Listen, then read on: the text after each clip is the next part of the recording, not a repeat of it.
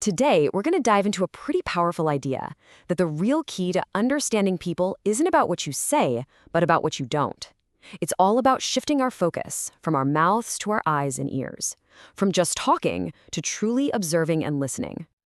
So, it all starts with this really simple question, one that sounds almost like a riddle a kid would ask. But seriously, stop and think about it for a second. Our own anatomy seems to be dropping a major hint about how we should be interacting with the world. And this leads us straight to what you could call the 2-to-1 rule. It's pretty straightforward, right? Our bodies are equipped with two tools for taking information in, our eyes and our ears, and only one for putting information out. The implication is kind of hard to ignore. Maybe we're designed to observe and listen twice as much as we speak. Okay, so let's start with perception. How do our main senses, what we see and what we hear, actually build the reality we live in every single day? You know, our sight is such a double-edged sword. Our eyes can show us things that bring us incredible joy and love, but they can also lead us straight to judgment and pain. It really all boils down to perspective, reminding us that what we see isn't the whole picture. It's just our angle on it.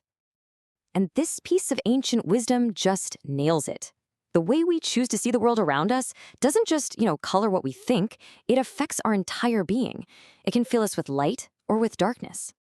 And hey, it's the exact same story with our ears. The words we let in have a direct hotline to our emotions. A kind word can make us feel grateful, something alarming, and our guards go up instantly. It's a great reminder that how something is said is often way more powerful than the words themselves. This piece of advice is so simple but so deep. It makes listening an active choice. How we listen, with an open mind, with judgment, with empathy, that directly shapes the decisions we make and the relationships we build. All right, so we've covered our 2 eyes and 2 ears. Now, what about that one mouth? If taking in all this information is so critical, what does that say about the words we choose to put back out into the world? That one mouth we have holds an absolutely incredible amount of power. I think we can all relate to this, right?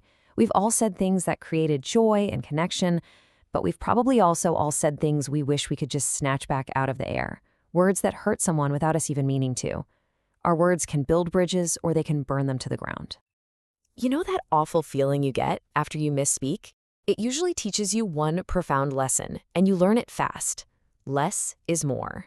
It's a hard-earned reminder that sometimes the smartest, kindest, and most effective thing to do is just say nothing at all. And you could argue this is a real measure of maturity. It's not about being the loudest person in the room or winning the argument. It's about having the self-control to hold your tongue when things get heated, because once those words are out there, they're out there for good.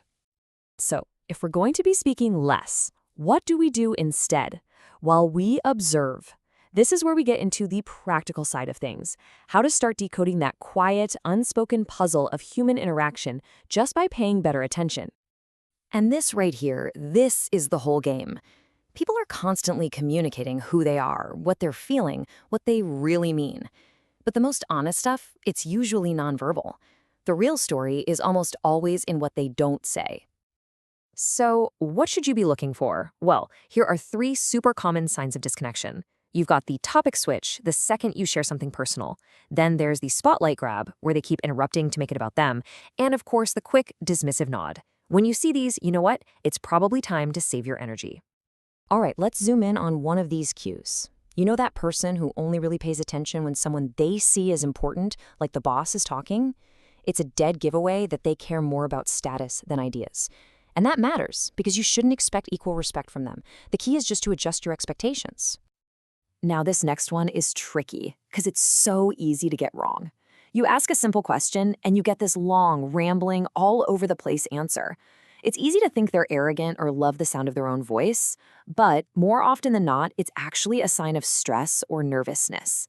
And when you recognize that, you can give them a little grace instead of judgment. But hold on, this is really important.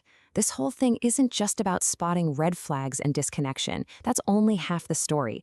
Observation is also our best tool for recognizing the good stuff, those quiet, unspoken signs of real trust, safety, and connection. And here are 2 amazing signs of that positive connection to look for.